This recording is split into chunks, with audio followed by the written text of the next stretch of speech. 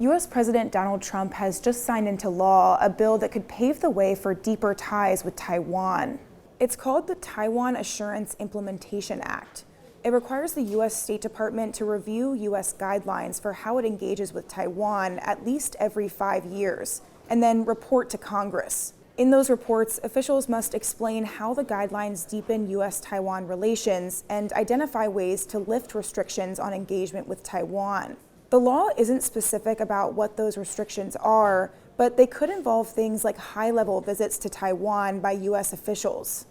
This law could expand US interactions with Taiwan. One of the bill's co-sponsors says it would strengthen US-Taiwan relations and send a message to China that the US stands against its efforts to dominate the region. Now, it's important to explain that the US doesn't officially recognize Taiwan and instead has diplomatic relations with China. But it does engage with Taiwan unofficially, which is what this bill is referring to. But today, Taiwanese officials are celebrating this bill as a win for US-Taiwan relations, with the foreign minister saying this on Wednesday.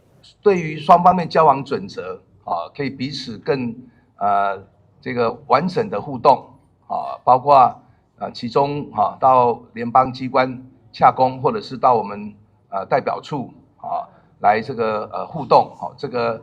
包括台美关系正常化的进一步的发展，我们表示肯定跟感谢。